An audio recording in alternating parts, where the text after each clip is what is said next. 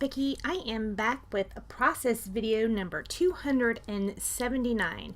Today I'm going to be using some Pink Paislee Paige Evans papers, and I'm not sure which collection these are from. I do use this one, and then the next two are from a paper pad, and like I said, I cannot recall which collection they are. I think it's the first one from her.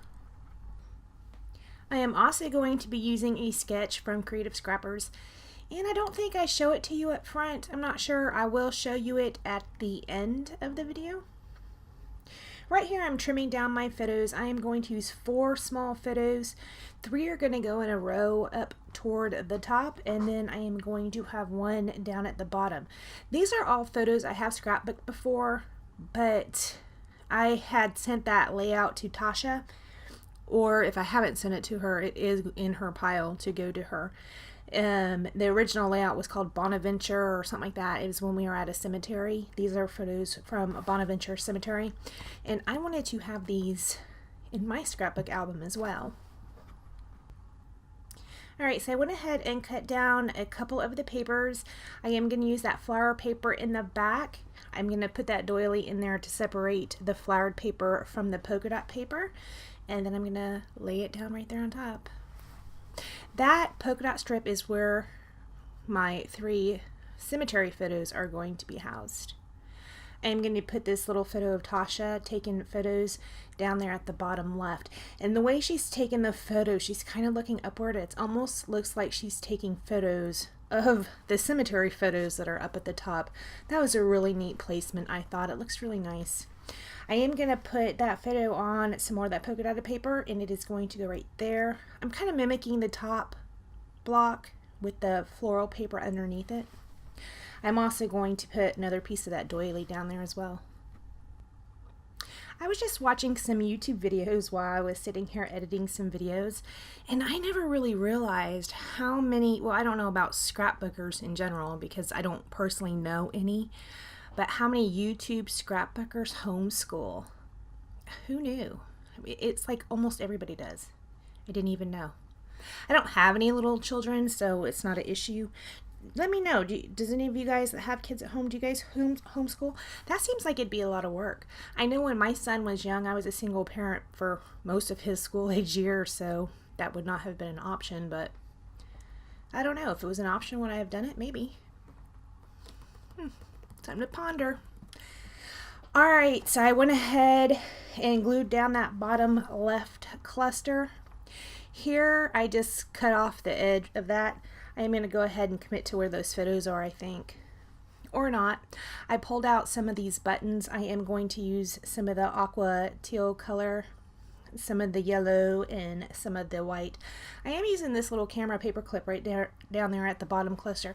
I've really been getting into clips lately. I've used, like, I'm wanting to say in the month of July, I probably have clips on 3 different layouts, and I have buttons on several different layouts as well. It's like I took the buttons out, and so they're just kind of sitting on my desk. Well, they're not now, but they were just sitting on my desk, so I kept reaching for them. I need to keep that in the back of my mind for the future. If there's something I want to get used up, just leave it sitting on my desk so I can see it. I was going to use these acetate pieces. They don't end up making the O snap or that floral piece. I think that O snap, I don't remember who it's from, but it is not a Pink Paislee. I think it's from that Live More collection. I did take one of these right here, this little die cut, and I cut off the scallop of the top of it and also the scallop of the bottom, and I am going to tuck it down at the top and bottom of the page. I will go back later and get rid of that. That little die cut I put right there under that paper clip. It says Memories. I was going to stick it up top. It fit better down at the bottom. It looks really cute right there. I like it. Alright, so I went ahead and pulled out this little box of die cuts, and I'm just going through them. I found these leaves that are from Prima that have glitter on them. I am going to use all of those. I got those in a Noah Mignon kit, and I didn't think I would ever in a million years use them, and so I went ahead and tucked them in on this page. God, I feel like I cannot catch my breath today. What is wrong with me? I don't even know. Probably too much coffee. Alright, so I'm going to tuck 2 right there up at the top. I tried to put that one in going the opposite direction. It didn't look right, so I'm going to layer it underneath that other one.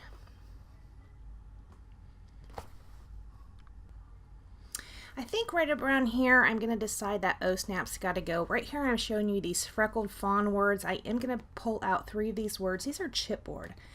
The one that goes toward the center right there, it says thinking of you, because I'm thinking of Tasha. The one up at the top says picture perfect, and the one I put down at the bottom says adventure time.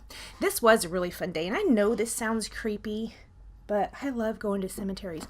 Not any old cemetery, but Bonaventure Cemetery is a really old cemetery in Savannah. It's very pretty. I mean, there's like lots of big monuments and stuff. I don't know, it's just beautiful. And then the trees with the Spanish moss hanging down, it's just, I love going there.